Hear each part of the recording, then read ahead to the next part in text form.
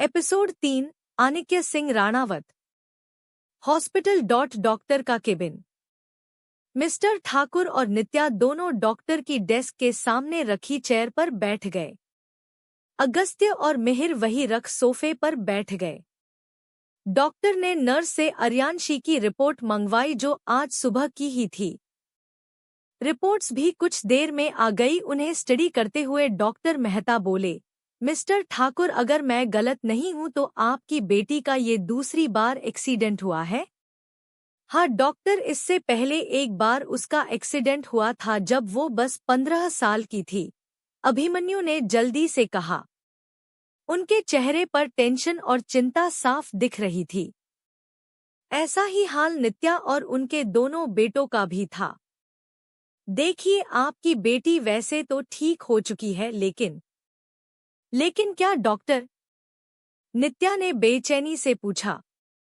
देखने से और ऑब्जर्व करने से तो यही लग रहा है कि आपकी बेटी को शॉर्ट टर्म मेमोरी लॉस हुआ है। इन 5 सालों में जो भी हुआ वो सब भूल चुकी है, पर वो एकदम नॉर्मल बिहेव कर रही है, तो कोई दिक्कत वाली बात नहीं है। वो अभी भी आप सभी को पहचान पा रही है।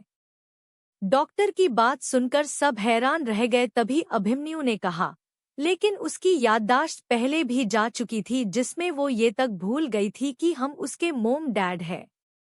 अब फिर से ये हुआ है, लेकिन इस बार वो बस इन 5 सालों के बातें भूली।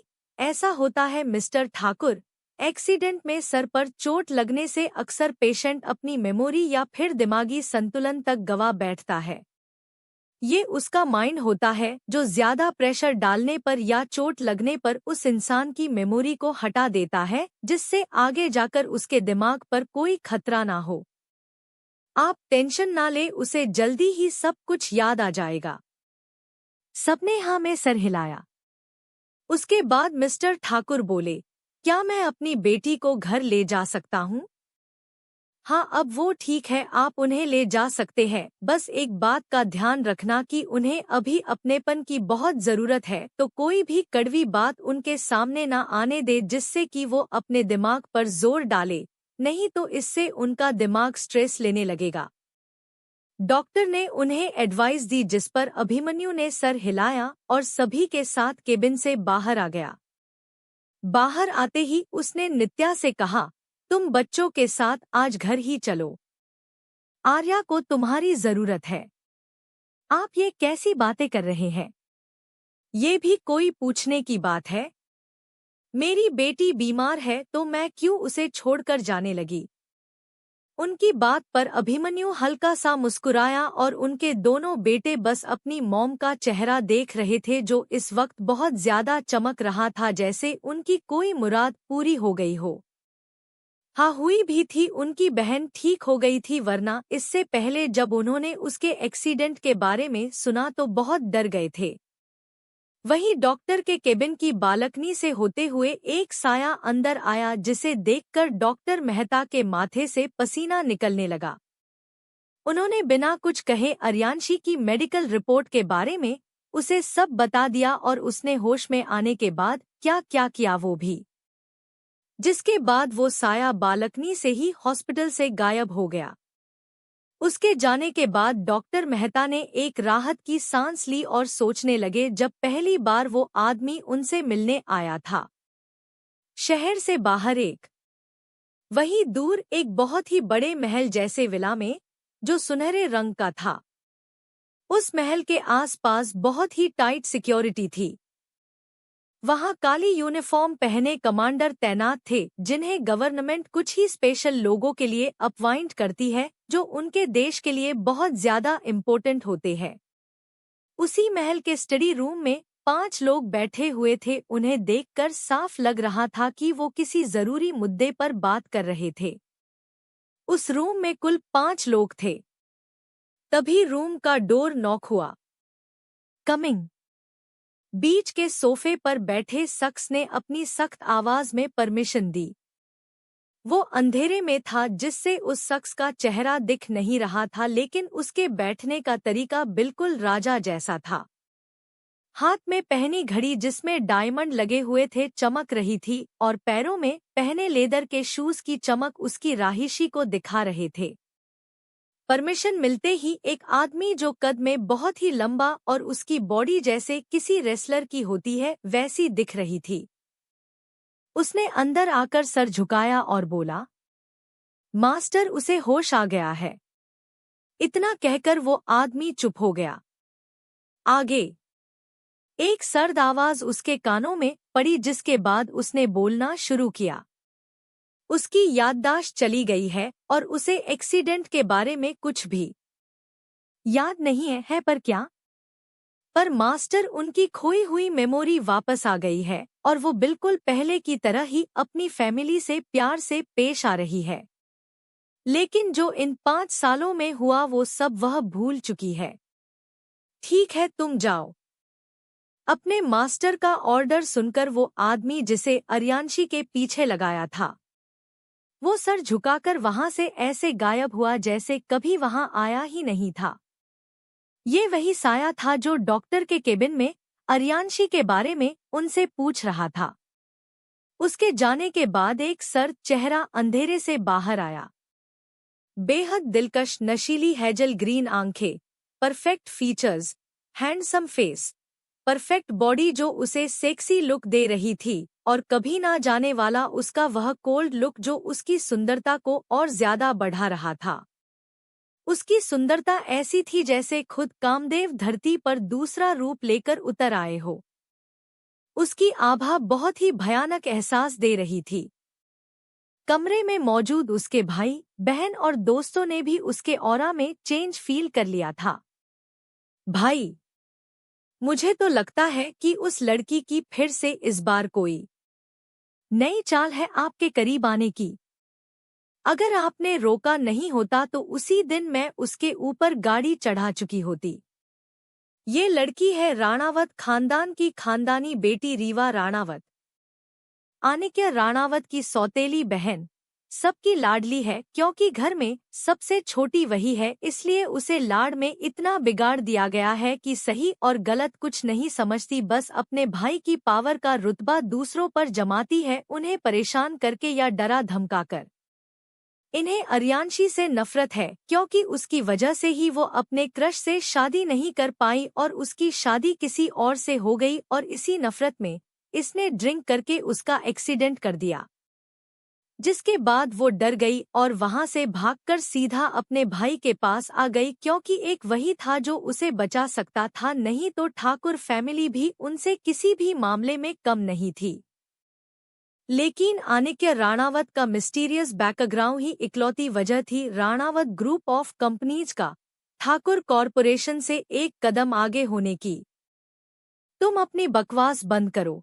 कोई जो जिंदगी और मौत से बचकर आया हो उसे होश आते ही इतना वक्त नहीं मिल जाता जो वो साजिश करना शुरू कर देगा। जिसने ये कहा था वो उन सब में सबसे शांत और गंभीर इंसान था। कार्तिकेय राणावत, आनिक्य राणावत का बड़ा भाई और वर्ल्ड क्लास हार्ट सर्जन। उसे कभी भी रीवा पसंद नहीं थी क्योंकि वो अपनी माँ के कहे पर चलती थी, जबकि उसका छोटा भाई सही गलत नहीं देखता था अगर बात उनके करीबी की हो तो। पर वो ऐसा नहीं था, उसके लिए जो सही था वो सही ही है और जो गलत है वो गलत। फिर चाहे उसके सामने कोई फैमिली मेंबर हो या फिर बाहर वाला। भाई, आपको हमेशा मुझसे ही प्रॉब्लम होती है। अब तो ये दिन भी आ गए हैं कि उस बिगड़ैल और चालक लड़की की वजह से आप मुझे सुना रहे हैं। कहीं आप उसकी सुंदरता से पिघल तो नहीं गए? रीवा ने अपने आंखों को छोटी छोटी करते हुए सामने बैठे अपने बड़े भाई से शक से पूछा। अपनी बकवास बंद करो। कार्तिकेय ने अपनी सर्द आवाज में उसे डांटा, जिसके बाद रीवा डरकर चुप हो गई। तभी सबको एक हंसी की आवाज सुनाई दी और उनकी नजर उसी दिशा में चली गई सिवाय आधे अंधेरे में बैठे उस ठंडे राजा के दरवाजे पर टिककर खड़ा लड़का जो दिखने में बहुत ही स्टाइलिश था और बहुत ही हैंडसम। पेट पकड़कर हंसे हुए रीवा के पास आया और उसके सर पर हल्का मारकर बोला, पागल लड़की, तुम्हें नहीं लगता कि मजाक भी ऐसा करना चाहिए जिसे हम पचा सके? कार्तिकेय भाई, वो भी उस घमंडी चुड़ैल के साथ डॉट कभी नहीं। ये तो सपने में भी नहीं हो सकता। यहाँ तक कि मैं खुद भी उसकी सुंदरता को भाव नहीं दे सकता। आखिर वो है ही इतनी इरिटेटिंग और बिगड़ी हुई कि उसे देखते ही मेरा मन उस जगह से भागने को करता है। आपने बिल्कुल सही कहा भाई। बस वो तो कार्तिकेय भाई उसकी साइड ले रहे थे, इसलिए मेरे मुंह से अचानक से निकल गया।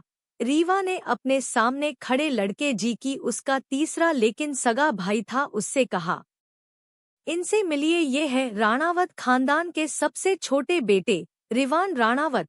इनकी पता नहीं अर्यांशी से क्या दुश्मनी है कि हर वक्त उसको ताना मारते रहते हैं और जब उसकी बात हो भी नहीं रही हो तो कुछ ना कुछ कहकर उसका टॉपिक छेड़ ही देते हैं। 3 भाइयों और रीवा के अलावा वहाँ और 2 लोग थे जो उन सबके बचपन के दोस्त हैं और ज्यादातर एक साथ ही रहते हैं। रीवा वो जैसी भी हो, पर उसने कभी भी तुम्हारी तरह नफरत में आकर किसी की जान लेने की कोशिश तो नहीं की है। आनिक्य के बगल वाले सोफे पर बैठे लड़के ने कहा, जिसका ऑरा भी किसी से कम नहीं था। तो ये है आनिक्य राणावत के सबसे खास दोस्त वरदान राजवंश। राजवंश फैमिली का बेटा और उनका अगला हेड। इनकी फैमिली पॉलिटिक्स और अंडरवर्ल्ड से जुड़ी हुई है। इनका खानदानी ज्वेलरी का बिजनेस है। रीवा को वरदान का ये कहना चुभ गया और उसे शर्मिंदगी महसूस होने लगी, जिसके बाद उसकी नज़र सबके बीच में किसी राजा की तरह एक पैर पर पैर चढ़ाए बैठे अपने भाई को देखने लगी, इस उम्मीद में कि वो उसके लिए कुछ कहेंगे, पर जैसे वो कुछ कहना ही ना चाहते हो इसलिए उसकी तरफ देख भी नहीं रहे थे। रीवा उदास हो गई। उसके पास कोई जवाब नहीं था, क्योंकि अर्यांशी कितनी भी घमंडी, बिगड़ैल, जिद्दी, दूसरों को परेशान या पागल जैसी हरकतें करने वाली हो, लेकिन उसने कभी किसी की जान नहीं ली थी और ना कोशिश करी थी। वरदान जाने दो, वो छोटी है, नादान है, उससे गलती हो गई। उसी के बराबर में बैठे दूसरे लड़के ने कहा। अच्छा, तो ये छोटी है? उसने अपने बगल में बैठे दोस्त को देखकर पूछा, जिसने असमंजस में सर हिला दिया। तो तुम मुझे बताओ मिस्टर ध्रुव सक्सेना कि कौन सी छोटी लड़की रात में क्लब जाती है और ड्रिंक करती है, ऊपर से एक्सीडेंट करके बिना उसे हॉस्पिटल में पहुंचाए वहां से भाग आती है? उसके इस सवाल पर ध्रुव सक्सेना की बोलती बंद हो गई। वही रीवा को पता नहीं क्यों, लेकिन उसका ये सब बोलना बुरा लग रहा था। उसकी आंखें नम हो चुकी थी। ध्रुव सक्सेना, जिनकी पूरे देश भर में होटल्स की चैन है और वो खुद भी एक बेहतरीन शेफ है। उसकी फैमिली में सभी शेफ ही है, इसलिए ये कहना गलत नहीं होगा कि ये उनका फैमिली टैलेंट है जो सबको मिलता ही है। तभी वरदान ने फिर से कहा, ये डबल स्टैंडर्ड तुम लोगों को ही अच्छा लगता होगा, पर मुझे नहीं। आज से पहले तुम सबने उसकी इंसल्ट की, बुरा भला कहा, यहाँ तक कि इस रीवान ने तो कितनी बार उसे अलग अलग तरीके से टॉर्चर किया, जबकि उसकी इतनी भी बड़ी गलती नहीं होती थी। बस उसकी गलती ये थी कि वह चांद को पाने की कोशिश कर रही थी, जो सिर्फ अंधेरे में अकेला है। तारे उसे देख तो सकते हैं लेकिन पा नहीं सकते। ये कहकर वरदान ने आनिक्य को एक नज़र देखा और उठकर वहां से चला गया। उसके जाते ही रिवान मुंह बनाकर बोला, भाई ये सच में आपके ही बेस्ट फ्रेंड है या फिर उस अर्यांशी के? जब देखो तब उसकी तरफदारी करते रहते हैं। उसे छोड़ो, वो ऐसा ही है।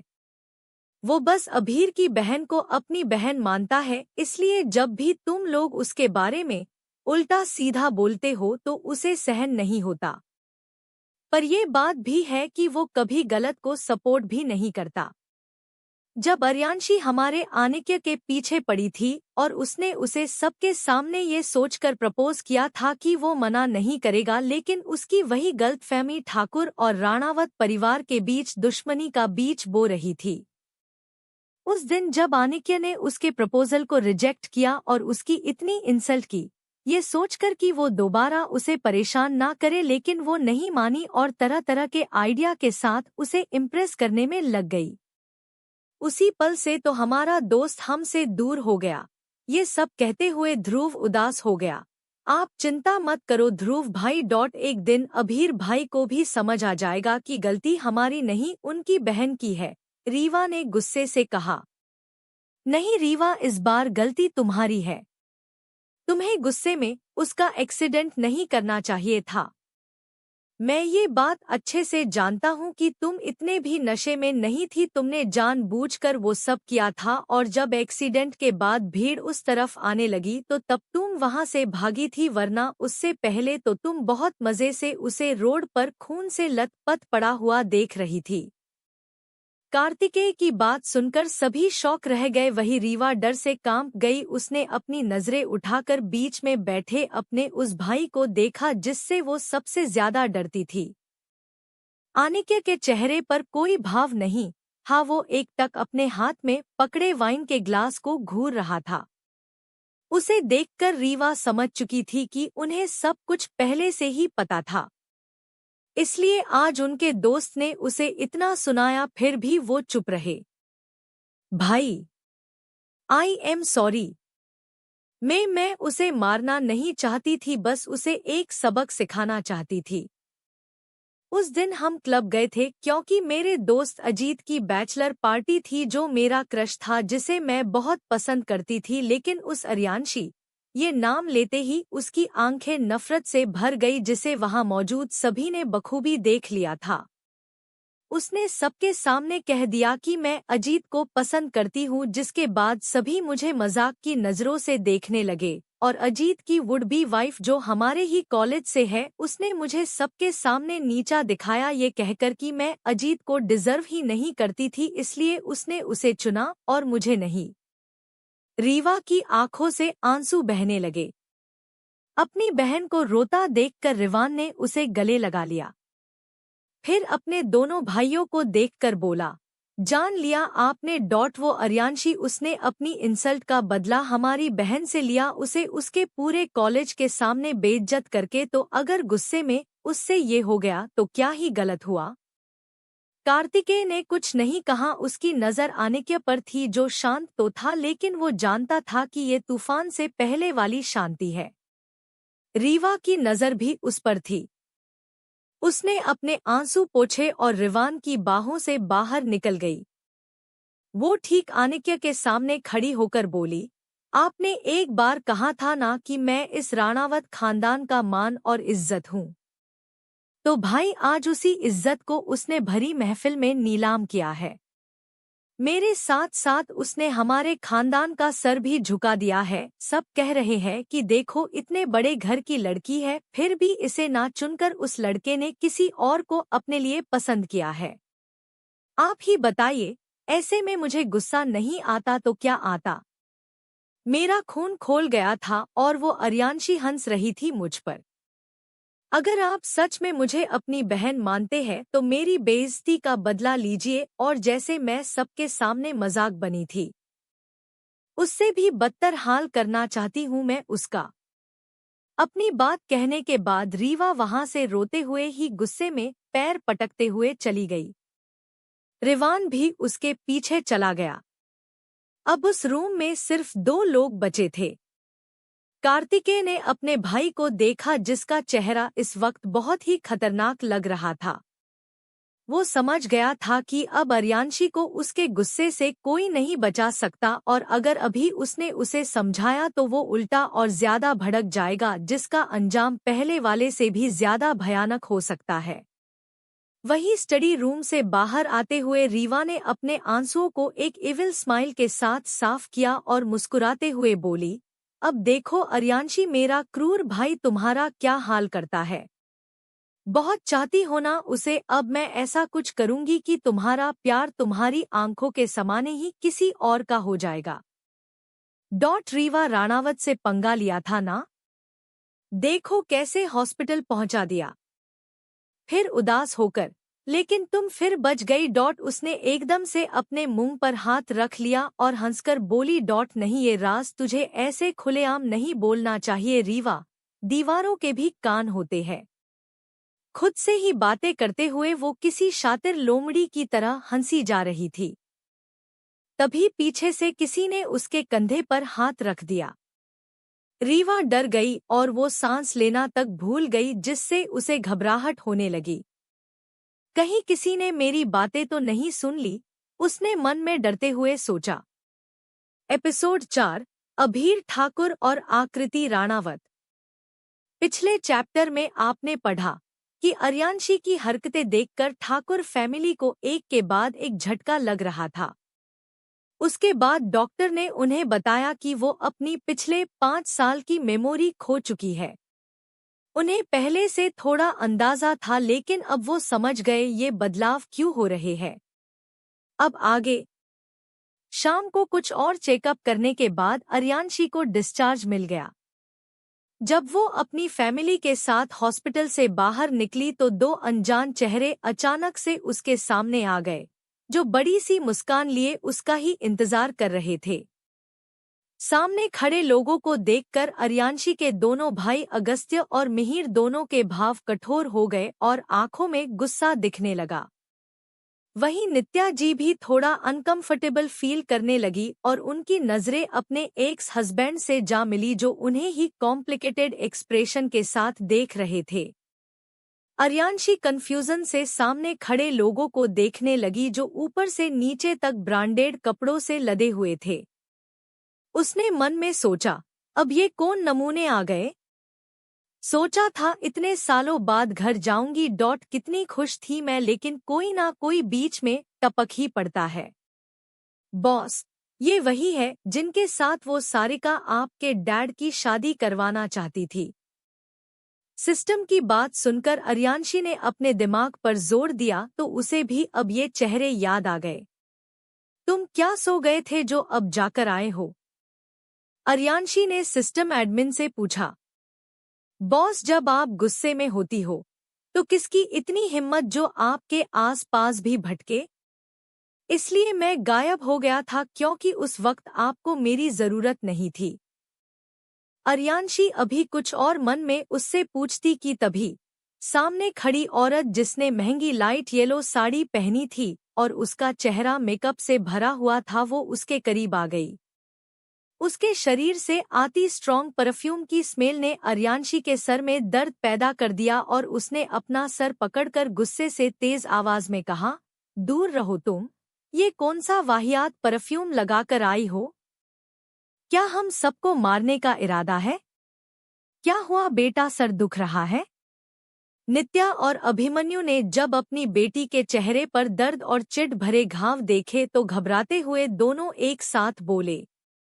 अर्यांशी ने जब उनकी फिक्र भरी आवाज सुनी तो मासूमियत से बोली, मेरा सर दुख रहा है, पता नहीं ये औरत कौन सा परफ्यूम लगाकर आई है। मुझे ऐसा लग रहा है जैसे मैं अभी बेहोश होकर गिर जाऊंगी। उसकी तेज आवाज को सुनकर हॉस्पिटल के बाहर खड़े लोगों की भीड़ का ध्यान उनकी तरफ चला गया और सभी उस औरत को घूरने लगे, क्योंकि उनकी नजर में वो उस बीमार लड़की को तंग कर रही थी, जो सच भी था। अभिमन्यु ठाकुर और नित्या हैरान थे, वही अगस्त्य और मिहिर एकटक अपनी बहन के नाटक देख रहे थे। हाँ, परफ्यूम की स्मेल स्ट्रॉन्ग थी जो उनके सर में दर्द पैदा कर रही थी, लेकिन इतनी भी नहीं कि वो बेहोश ही हो जाए। फिर उन्होंने सोचा, क्या पता वो अभी बीमार है और कमजोर है, इसलिए उसे अपना सर घूमता हुआ लग रहा हो। तभी मिहिर अगस्त्य के कान में बोला, आपको नहीं लगता भाई, ये हमारी पहली वाली आर्या जैसी हो गई है। उसके बोलने का तरीका, चलने का स्टाइल, यहाँ तक कि उसकी वो जेड ब्लैक आंखें जो हमेशा चमकती रहती थी, उनकी चमक 5 साल पहले जैसे गायब ही हो गई थी। लेकिन आज मैंने नोटिस किया कि उसकी आंखें फिर से चमक उठी है। अगस्त्य ने भी हाँ में सर हिलाया। उसने भी ये नोटिस किया था, फिर भी वो पहले पूरी तरह से श्योर होना चाहता था। डॉक्टर के शब्दों से भी यही साबित हो रहा था कि वो 5 साल की मेमोरी को भूलकर बचपन की यादों को रिगेन कर चुकी है। मिहिर, अगर ऐसा है तो हमें हमारी वही बहन वापस मिल जाएगी जिसका हम इंतजार कर रहे थे। हाँ भाई, हम जो सोच रहे हैं वो हो गया तो मैं अपनी फेवरेट स्पोर्टर्स कार आर्या को दे दूंगा। वो अभी आपस में बात कर रहे थे कि तभी उन्हें उस औरत की आवाज सुनाई दी। बेटा ये मैं हूँ, आपकी मधु आंटी। सॉरी बेटा, मैं बिजनेस के काम से बाहर गई हुई थी। मुझे आज ही पता चला कि तुम्हें होश आ गया है और हॉस्पिटल से घर आने वाली हो, इसलिए तो हम तुम्हें लेने आए हैं। रेचल तुमसे मिलने आने वाली थी पर उसको भी शूट के लिए सुबह जाना था और वो छुट्टी भी नहीं ले सकती थी।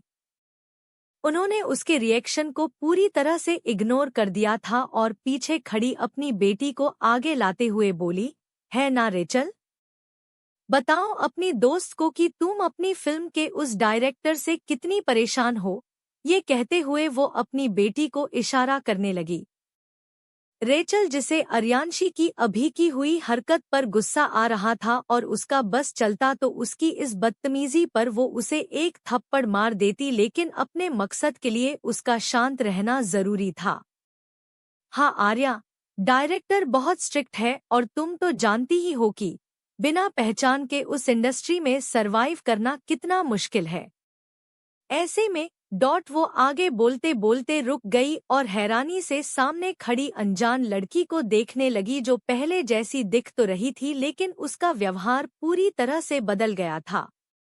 अर्यांशी ने उसे हाथ दिखाकर रोक दिया और चिढ़कर बोली, तुम्हें समझ नहीं आ रहा, मेरे सर में दर्द हो रहा है। तुम्हारी मॉम के परफ्यूम की वजह से मुझे शायद दोबारा हॉस्पिटल में एडमिट होना पड़ सकता है, सो प्लीज इनसे कहो दूर हटे। पता नहीं कौन सा सड़ा हुआ परफ्यूम उठा लाई है, सांस लेना भी मुश्किल हो रहा है। अर्यांशी सांस को रोकते हुए उन दोनों माँ बेटी को सदमे में खड़ा छोड़कर आगे बढ़ने लगी। बाकी सब भी उसके साथ चलने लगे। रेचल गुस्से में उसके पीछे आई और जैसे ही उसने उसे धक्का देने के लिए अपने हाथ उठाए कि मधु ने उसे खींच लिया। पागल हो गई हो क्या? भूलो मत, वो हमारी सोने देने वाली मुर्गी है, जिसे अगर इतना सा भी नुकसान हुआ तो हम हर तरीके से बर्बाद हो जाएंगे, और उसका बाप जो इतना शांत है वो भी किसी भूखे शेर की तरह हमारे पीछे पड़ जाएगा। इसलिए अपने गुस्से को हंसी के पीछे छुपाना सीखो, तब जाकर ही तुम सब कुछ हासिल कर सकते हो। रेचल ने एक गहरी सांस ली और अपनी माँ से बोली, अब क्या करना है? वो तो हमसे ऐसे भाग रही है जैसे हम में कांटे लगे हो।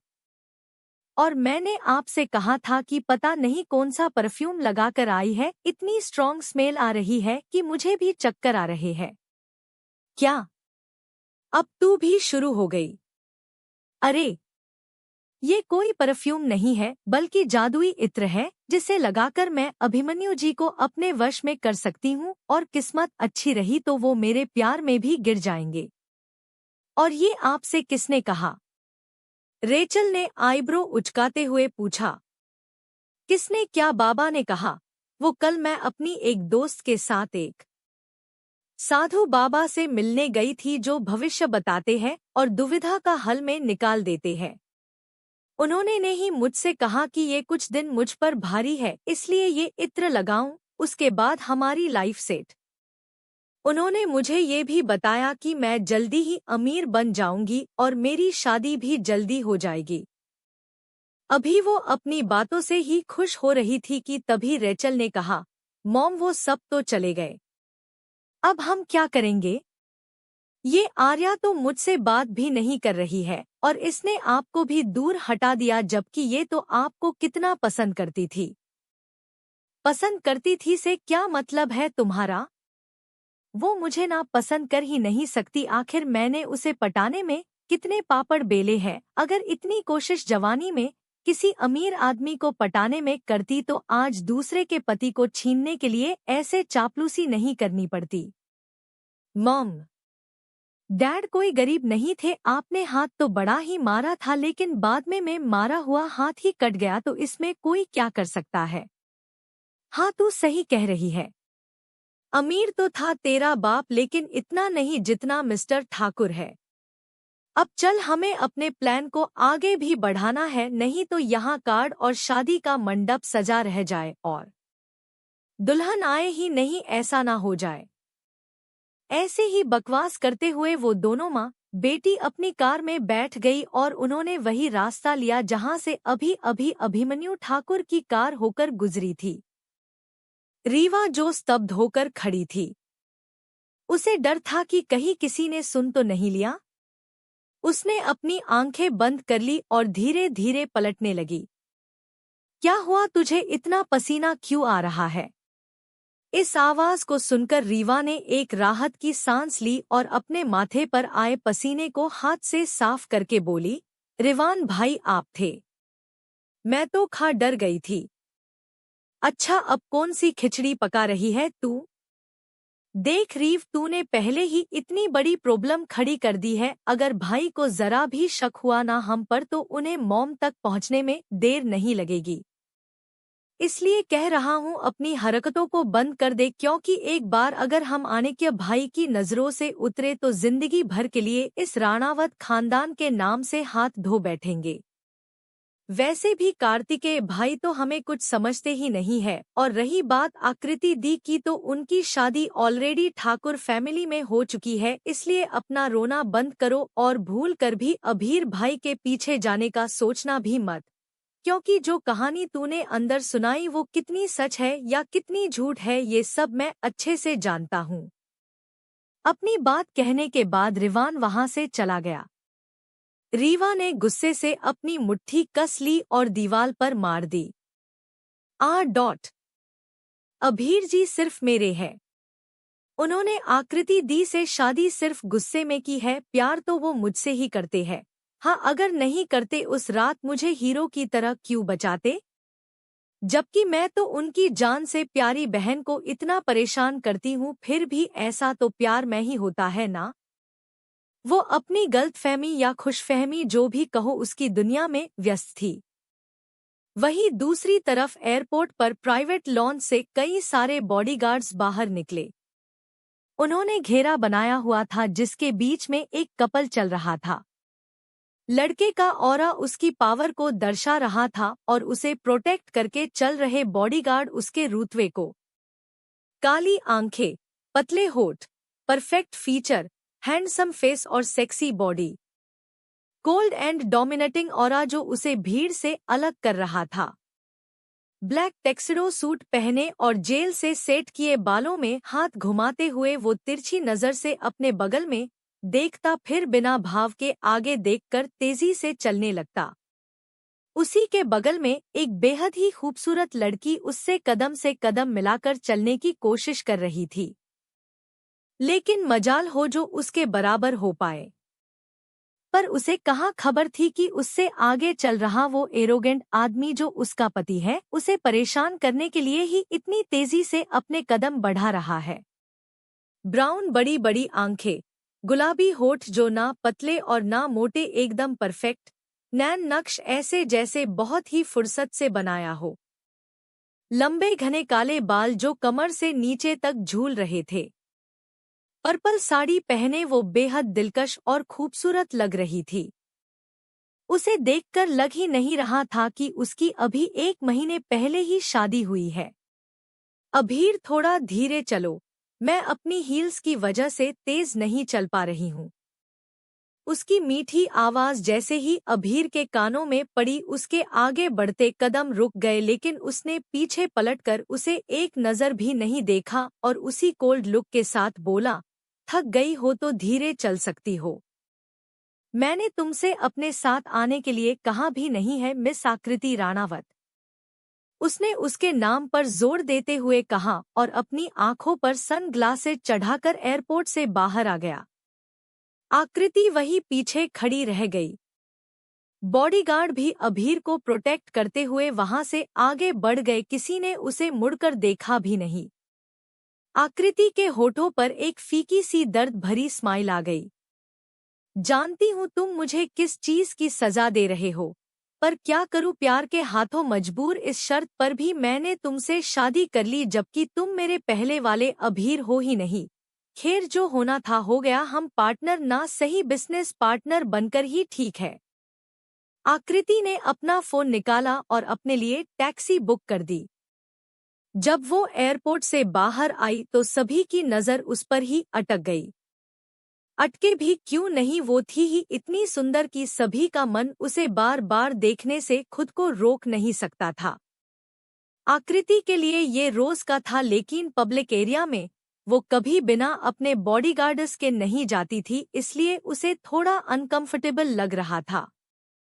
वो यहाँ वहाँ देखते हुए कोई जगह देखने लगी जहाँ पर वो टैक्सी के लिए वेट कर सके। उसे एक पेड़ दिखा जहाँ छाव थी। वो उसी दिशा में बढ़ गई और उस पेड़ के नीचे खड़ी हो गई। अप्रैल का महीना पूरा हो गया था। शाम के समय में भी गर्मी कम नहीं थी। हवा भी नहीं चल रही थी। वही भीड़ और पॉल्यूशन की वजह से उस एरिया में कुछ ज्यादा ही गर्मी लग रही थी। आकृति को पसीना आने लगा था। उसने अपनी साड़ी के पल्लू से पसीना साफ किया और उसी से हवा करने लगी, जिससे उसे थोड़ा आराम मिला। वही रोड के दूसरी साइड टर्न पर अंधेरे में गाड़ी खड़ी थी। उसमें बैठा अभीर एक टक आकृति को देख रहा था। उसे इस तरह से एक आम लड़की की तरह टैक्सी का इंतजार करते हुए देखकर उसकी आंखों में कुछ मिक्स्ड फीलिंग उभर आई, जो सिर्फ कुछ सेकंड्स के लिए ही थी। उसने अपना चेहरा फेर लिया। तभी ड्राइवर सीट के बगल में बैठे उसके असिस्टेंट ने कहा, बॉस, क्या हम चले? उसके ये पूछने पर अभीर ने अपनी सर्द नजरों से उसे घूरा, जिन्हें देखकर वो डर गया और असिस्टेंट ने आगे कुछ भी कहने की हिम्मत नहीं की। कैसे जल्लाद बॉस है? अरे जब बीवी की इतनी फिक्र है तो उन्हें भी साथ लेकर चले, मगर नहीं। इन्हें तो अपना ईगो प्यारा है और वो घमंडी बहन जिसकी वजह से बॉस आकृति मैडम के साथ इतनी सख्ती दिखा रहे हैं, वरना पहले तो बॉस आकृति मैडम पर लट्टू थे जिसकी खबर भी उन्हें नहीं थी। उनकी शादी तो किसी और से हो रही थी, जिसे गायब करके इन्होंने खुद बदले के नाम पर उनसे शादी नहीं कोर्ट मैरिज कर ली। वह बस अपने मन में ही बोल सकता था, उसमें कहाँ इतनी हिम्मत थी जो डायरेक्टर अपने जल्लाद बॉस को कुछ कहे या सवाल पूछे। अभी वो सोच ही रहा था कि उसके कानों में एक ठंडी आवाज सुनाई दी, घर चलो। असिस्टेंट होश में आया और उसने ड्राइवर को जल्दी से कार चलाने का इशारा किया, जो खुद डरते हुए उसे देख रहा था। वो खुद से बोला, ये मुझे क्या देख रहा है? साले, इसकी वजह से मुझे फिर से बॉस से डांट ना पड़ जाए। उसने ड्राइवर को घूरा, तब जाकर उसने अपने डर को काबू करते हुए कार स्टार्ट की। कार स्टार्ट हुई तभी असिस्टेंट को कुछ याद आया और उसने जाने से पहले उस जगह को देखा जहां उसकी मैडम खड़ी थी, जो अब टैक्सी के अंदर बैठ रही थी। मतलब बॉस को मैडम की फिक्र तो है, लेकिन अपने ईगो और गुस्से की वजह से दिखा नहीं पा रहे हैं। भगवान बॉस को सद्बुद्धि दे, जिससे उन्हें समझ आए कि जो वह मैडम के साथ कर रहे हैं वो गलत है। मन ही मन प्रार्थना करते हुए उसने खिड़की से अपनी विनती भरी नजरों से ऊपर की तरफ देखा, जहां सूरज ढलने को ही था।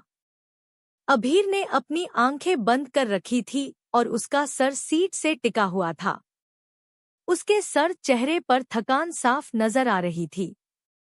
वो बिजनेस मीटिंग के लिए आउट ऑफ टाउन था जब उसे अगस्त्य का मैसेज मिला कि आर्या को होश आ गया है। जैसे ही उसे वो मैसेज मिला, वो अपनी मीटिंग को अधूरा छोड़कर अगले ही पल अपने प्राइवेट जेट से कोची से सीधा इंदौर आ गया। वो वैसे भी अपनी बहन को उस हालत में छोड़कर जाना नहीं चाहता था। अगर बात उनके एम्प्लॉय की जान की नहीं होती तो वो खुद वहां अपनी बहन को हॉस्पिटल में छोड़कर नहीं जाता। कोची में जहां उनका कंस्ट्रक्शन का काम चल रहा था, उससे कुछ दूरी पर एक एक्सप्लोशन हुआ था। उससे ज्यादा कुछ नुकसान तो नहीं हुआ, लेकिन उनके 2 वर्कर गंभीर रूप से घायल हो गए थे, जिनकी वजह से उसे जाना पड़ा वहां की परिस्थितियों को देखने के लिए कि अभी वो काम आगे जारी रख सकते हैं कि नहीं। उसी की मीटिंग हो रही थी जो लगभग पूरी भी हो गई थी, बस फैसला करना बाकी था। उससे पहले ही उसे पता चल गया कि उसकी बहन को होश आ गया है, जिसके बाद वो एक भी पल गंवाए इमरजेंसी बोलकर वहां से निकल गया। आकृति इंडिया की बेस्ट आर्किटेक्ट है और उसकी बिजनेस पार्टनर के साथ अब लाइफ पार्टनर भी। वो दोनों हर प्रोजेक्ट साथ में ही करते हैं। गाड़ी उस टैक्सी के पीछे ले लो जिसमें तुम्हारी मैडम है। उसने बिना अपनी आंखें खोले ऑर्डर दिया। ड्राइवर ने वैसा ही किया, कार को उस टैक्सी के पीछे लगा दिया जिसकी तरफ असिस्टेंट ने उसे इशारा किया था। अभीर की आंखें बंद थी लेकिन वो महसूस कर सकता था कि कार टर्न हो गई है। तभी उसकी आंखों के सामने वही नजारा आ गया जब आकृति अपने साड़ी के पल्लू से हवा कर रही थी। वो बहुत ही हसीन लग रही थी। उसका मन कर रहा था कि वो सबसे छुपाकर उसे अपने पास रख ले, लेकिन उसका गुस्सा और ईगो ये बात मानने से इनकार देता कि वो आज भी उसे अफेक्ट करती है। क्या सोचा था और क्या हो गया?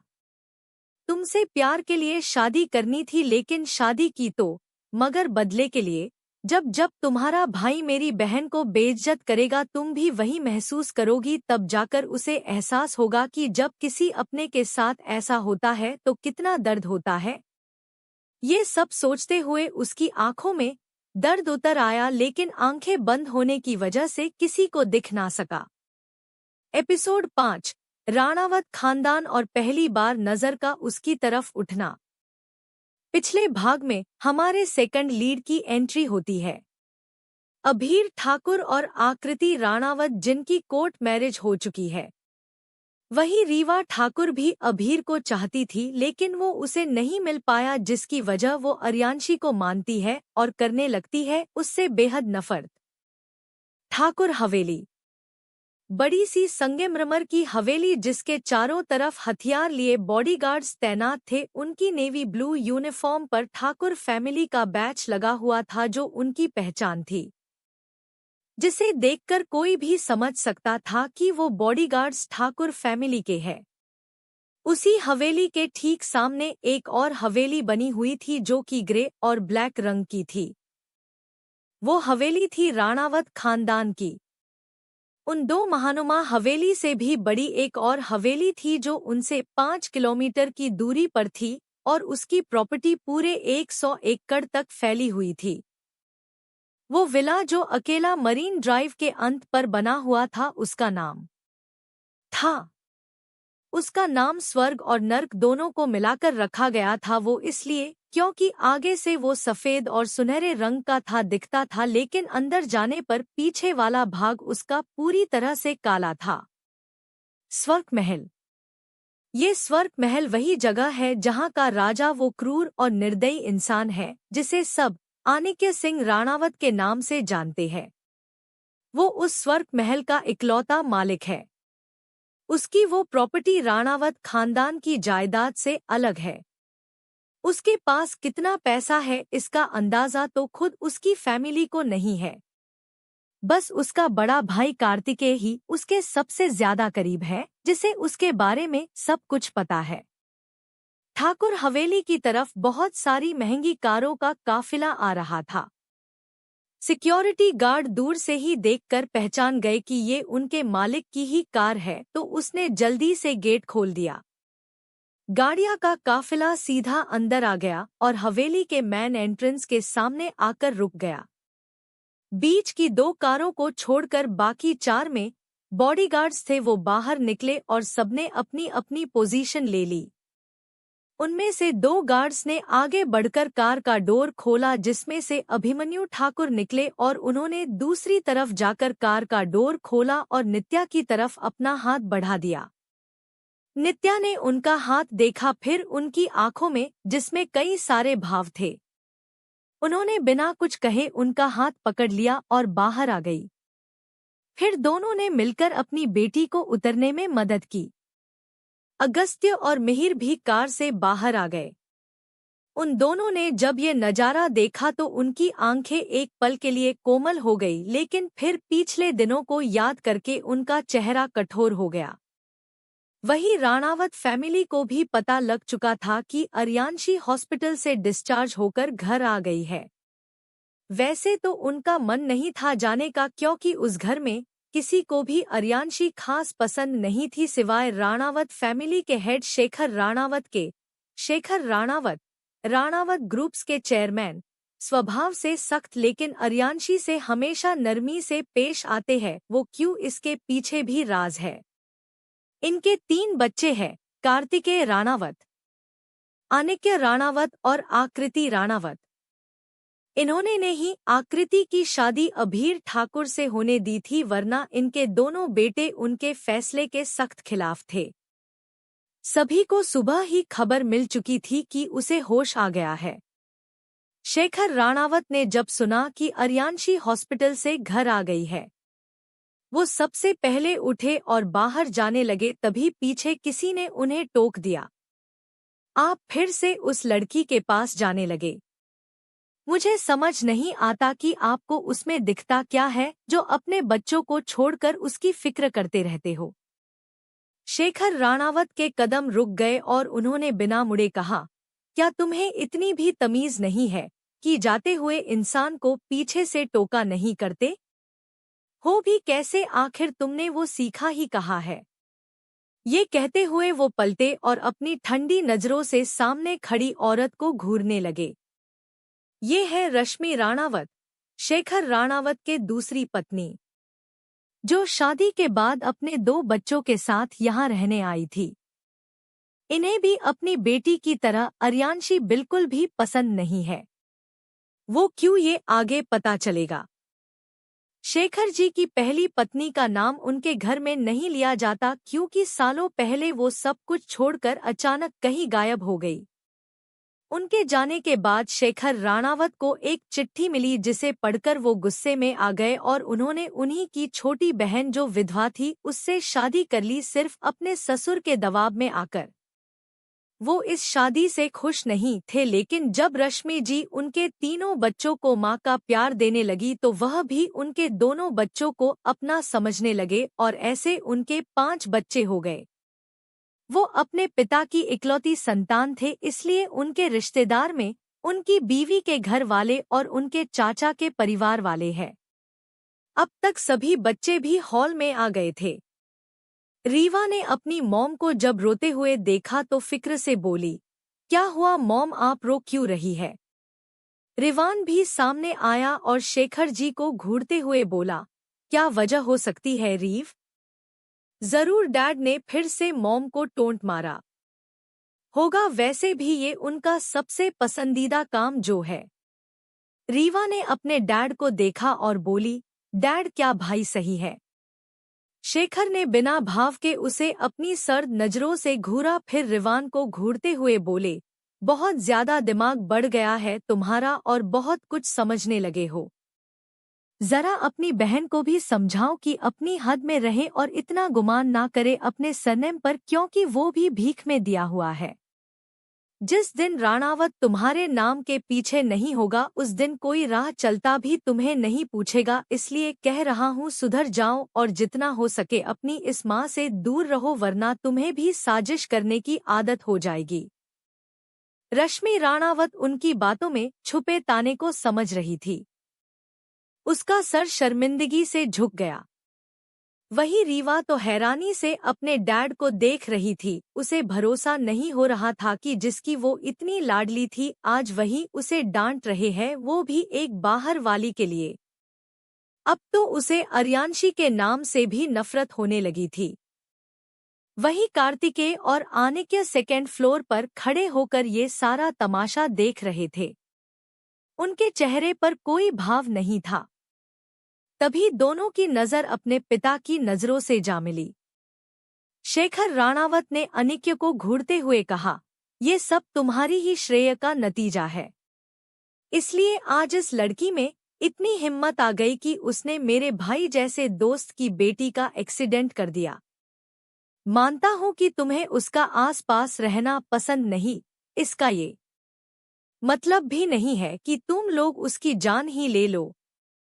फिर रीवा को घूरते हुए, इस लड़की की वजह से मैं अपने दोस्त से नजरें भी कैसे मिलाऊंगा, ये सोचकर ही मुझे शर्म महसूस हो रही है। लेकिन इस लड़की को ये सब करते हुए बिल्कुल भी घबराहट नहीं हुई। मेरी बात सुनो, ये बस एक एक्सीडेंट था, मैंने कुछ ज्यादा पी ली थी और वो सब हो गया। मैं बहुत डर गई थी। मेरे दिमाग ने भी काम करना बंद कर दिया था। बस मुझे भाई का ख्याल आया और मैं सीधा घर आ गई। Please dad, sorry. आगे से मैं कभी ड्रिंक करके ड्राइव नहीं करूंगी, प्रोमिस। रीवा रोते हुए उनके पास आई और उनके गले लगकर मनाने लगी।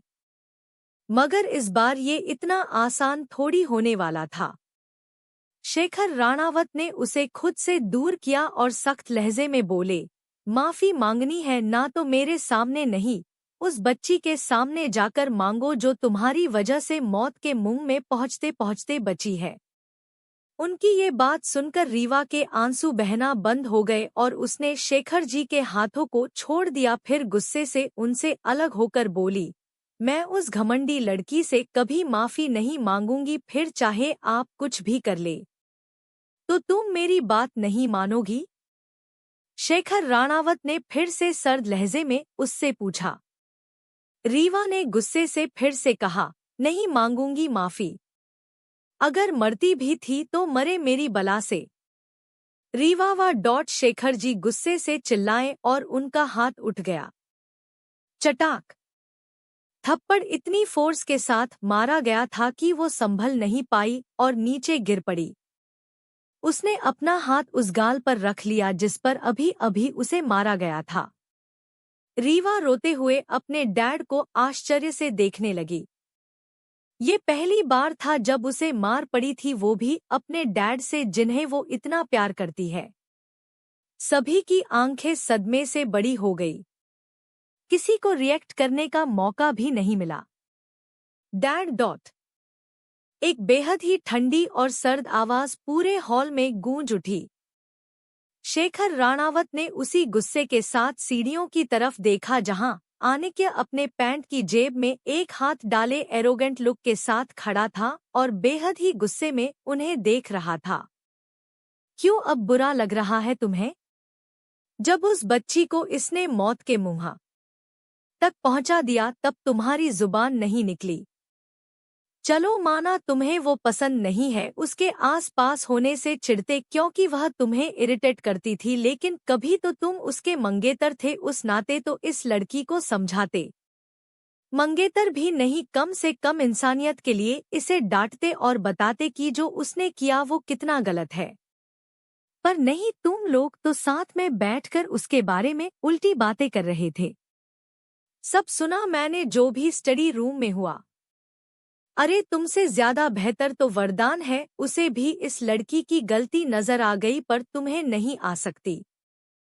पता है क्यों? क्योंकि तुम्हारे लिए सही गलत कुछ नहीं है, बस जो तुम्हारे अपने हैं उनके लिए ही तुम प्रोटेक्टिव हो, फिर चाहे वो कितने भी गलत क्यों ना हो। पर मेरी भी एक बात कान खोलकर सुन लो तुम सब। आर्या मेरी बेटी जैसी है, मैंने उसे बचपन से देखा है। उसकी जैसी बेटी नसीब वालों को ही मिलती है। अगर 5 साल पहले वो एक्सीडेंट नहीं हुआ होता और उसकी याददाश्त नहीं जाती तो आज इतनी गलतफहमी नहीं होती और एक अलग ही आर्या हमारे सामने होती जिसे मैंने देखा था। पिछले दिनों को याद करते हुए शेखर राणावत की आंखों में चमक आ गई थी, जिसे सभी लोग देख सकते थे। रीवा जो अभी भी सदमे में फर्श पर उसी तरह बैठी हुई थी, जब उसने अपने डैड की आंखों में अपनी दुश्मन के लिए इतना प्यार देखा तो उसका खून खोल गया और उसकी आंखों में जलन साफ दिखने लगी। वहीं कार्तिकेय किसी गहरी सोच में था। वो भी बचपन वाली आर्या से मिला था। उसे आज भी याद था कि वो जब सिर्फ 10 साल की थी तब से ही किसी 20 साल की लड़की की तरह बिहेव करती थी। उसकी बातें समझदारी से भरी होती थी और एक ही समय में क्यूट और गुस्सा कैसे करना है उसे बखूबी आता था।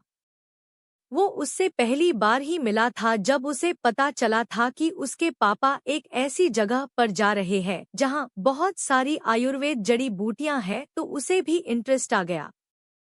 क्योंकि वो उस वक्त कॉलेज में आने वाला था और डॉक्टर बनना चाहता था, इसलिए उसका इंटरेस्ट जड़ी बूटियों का बगीचा सुनकर जाग गया था।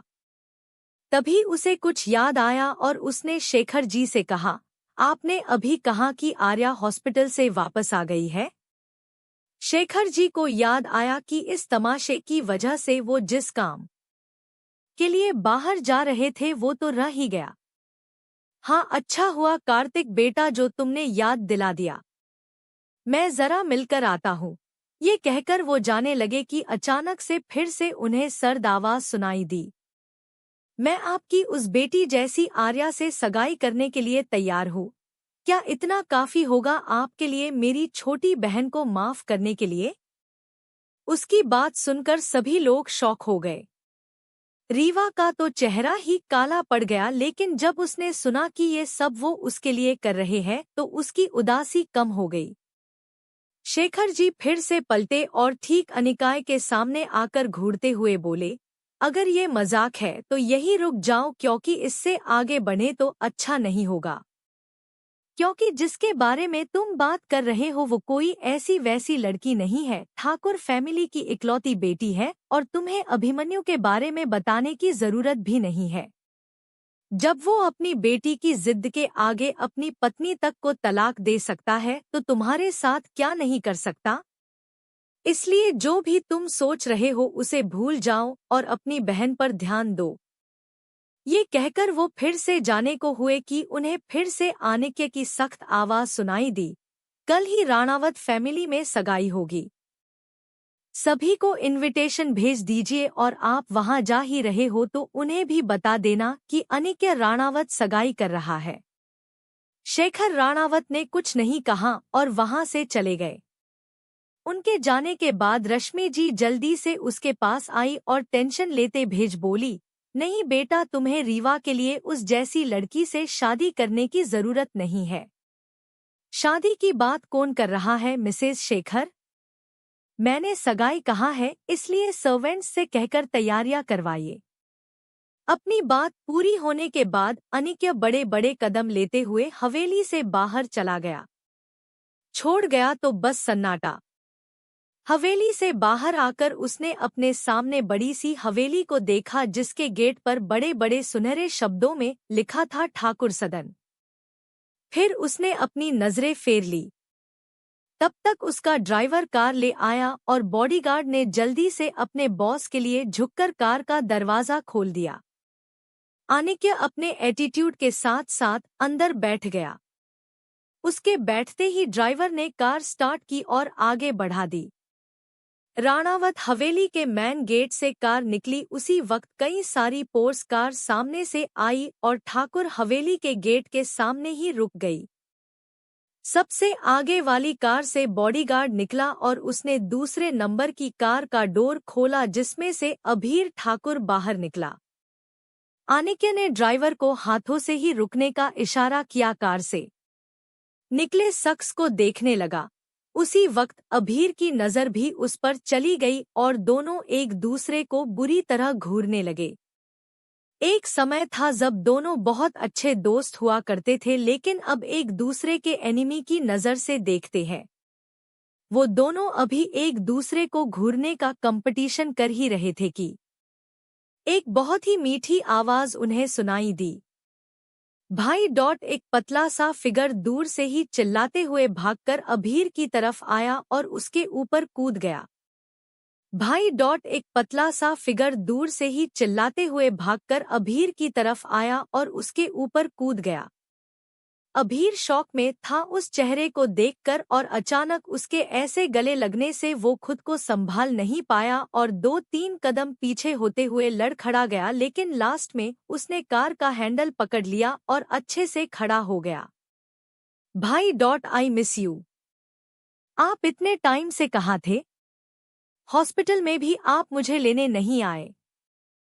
इतनी प्यारी बातों की आदत अभीर को बिल्कुल नहीं थी। वो हैरान था, लेकिन तभी उसे अगस्त्य के मैसेज के बारे में याद आया और उसने भी मुस्कुराते हुए उस छोटे से खरगोश जैसी अपनी बहन को कसकर पकड़ लिया और हंसते हुए बोला, आर्या डॉट मेरी गुड़िया, भाई आपको हमेशा याद करते हैं, तब भी जब तुम मेरे पास नहीं थी। वही ये नजारा देख रहे आनिक्य की आंखें आर्या नाम सुनकर सिकुड़ गई। उसकी हेजल आइस उस लड़की के चेहरे को देखने की कोशिश करने लगी, लेकिन आर्या की पीठ उसकी तरफ होने से उसे उसका चेहरा दिखाई नहीं दे रहा था। तभी तेज हवा चलने लगी और उसे उस चेहरे की आधी झलक मिल गई। ये वही थी जिसे वो देखना भी नहीं चाहता था, लेकिन उसकी उस मीठी आवाज ने उसे देखने पर मजबूर कर दिया। आनिके ने फिर अपनी नजरें फेर ली और ड्राइवर को चलने का इशारा कर दिया। तभी एक स्कार्फ उड़ता हुआ उसी की खिड़की पर अटक गया। ये स्कार्फ तो उसके गले में था। आनिके की आंखों के सामने अभी आई उस लड़की की छवि तैर गई, जिसने उसकी प्रेजेंस भी नोटिस नहीं की थी, जबकि हर बार वो सबसे पहले उसे ही देखती थी। पर इस बार कुछ अलग था, पर क्या? ये वो समझ नहीं पा रहा था। उसने अपना सर झटक दिया और खिड़की को थोड़ा सा खोलकर उस स्कार्फ को, जो कार के हैंडल से अटका हुआ था, उसे निकालकर फेंकने लगा कि तभी उसकी नज़र उस स्कार्फ के कोने पर बहुत ही सुंदर हैंड एम्ब्रॉयडरी से बने डिज़ाइन पर अटक गई, जिसके अंदर वही नाम लिखा हुआ था जिसे सुनकर वो चिढ़ जाता था। तब क्या होगा जब आनिके को एहसास होगा कि सच में बहुत कुछ बदलने वाला है, लेकिन जब तक वो इस बात को स्वीकार करेगा शायद वो खुद भी इतना बदल चुका होगा कि वो खुद को भी पहचान नहीं पाएगा।